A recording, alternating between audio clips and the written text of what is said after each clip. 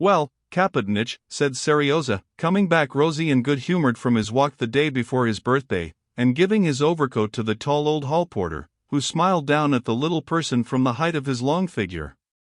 "Well, has the bandaged clerk been here today? Did Papa see him?" "He saw him. The minute the chief secretary came out, I announced him," said the hall porter with a good-humored wink.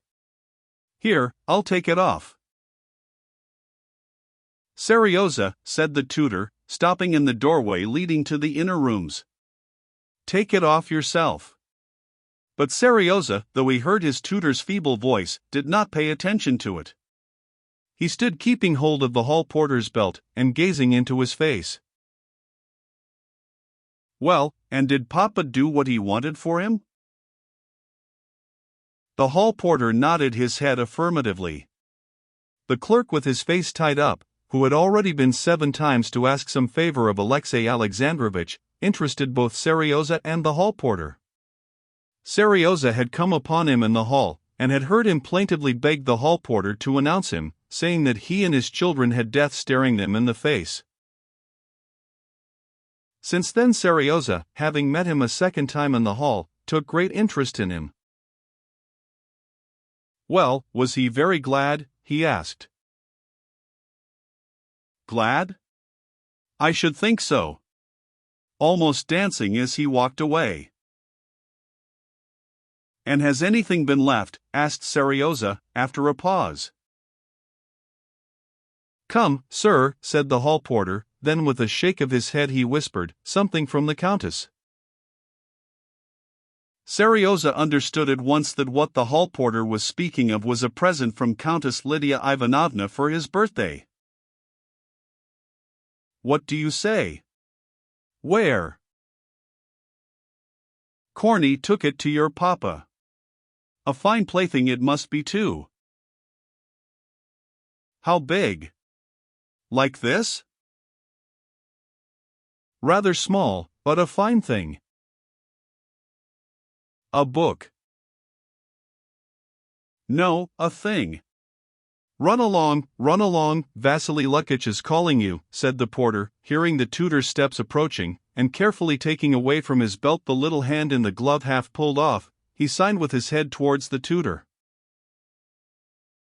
"Vasily Lukitch, in a tiny minute," answered Seryoza with that gay and loving smile which always won over the conscientious Vasily Lukitch.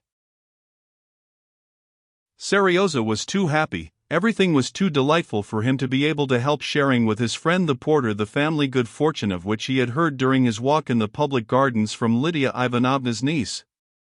This piece of good news seemed to him particularly important from its coming at the same time with the gladness of the bandaged clerk and his own gladness at toys having come for him. It seemed to Seryoza that this was a day on which everyone ought to be glad and happy. "You know Papa's received the Alexander Nevsky today?" "To be sure I do. People have been all ready to congratulate him." "And is he glad?" "Glad at the Tsar's gracious favor." "I should think so." "It's a proof he's deserved it," said the porter severely and seriously. Seryoza fell to dreaming, gazing up at the face of the porter, which he had thoroughly studied in every detail, especially the chin that hung down between the grey whiskers, never seen by anyone but Seryoza, who saw him only from below.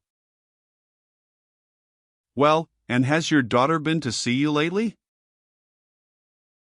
The porter's daughter was a ballet dancer. "When is she to come on weekdays?" "They've their lessons to learn too." "And you've your lesson, sir, run along."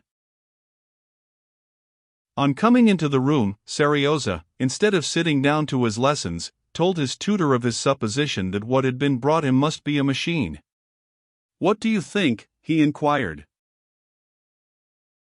But Vasily Lukitch was thinking of nothing but the necessity of learning the grammar lesson for the teacher, who was coming at 2. "No, do just tell me, Vasily Lukitch," he asked suddenly, when he was seated at their work table with the book in his hands, "what is greater than the Alexander Nevsky?" You know Papa's received the Alexander Nevsky? Vasily Lukich replied that the Vladimir was greater than the Alexander Nevsky. And higher still? Well, highest of all is the Andrei Pervozvany. And higher than the Andrei? I don't know. What, you don't know? And Seryoza, leaning on his elbows, sank into deep meditation. His meditations were of the most complex and diverse character. He imagined his father's having suddenly been presented with both the Vladimir and the Andrei today, and in consequence being much better tempered at his lesson, and dreamed how, when he was grown up, he would himself receive all the orders, and what they might invent higher than the Andrei. Directly any higher order were invented, he would win it. They would make a higher one still, and he would immediately win that too. The time passed in such meditations, and when the teacher came, the lesson about the adverbs of place and time and manner of action was not ready, and the teacher was not only displeased, but hurt. This touched Seryoza. He felt he was not to blame for not having learned the lesson. However much he tried, he was utterly unable to do that. As long as the teacher was explaining to him, he believed him and seemed to comprehend, but as soon as he was left alone, he was positively unable to recollect and to understand that the short and familiar word suddenly is an adverb of manner of action. Still, he was sorry that he had disappointed the teacher. He chose a moment when the teacher was looking in silence at the book. "Mikhail Ivanitch, when is your birthday?" he asked all of a sudden. "You'd much better be thinking about your work. Birthdays are of no importance to a rational being. It's a day like any other on which one has to do one's work." Seryoza looked intently at the teacher, at his scanty beard, at his spectacles, which had slipped down below the ridge on his nose, and fell into so deep a reverie that he heard nothing of what the teacher was explaining to him. He knew that the teacher did not think what he said, he felt it from the tone in which it was said. But why have they all agreed to speak just in the same manner, always the dreariest and most useless stuff? Why does he keep me off? Why doesn't he love me? He asked himself mournfully, and could not think of an answer.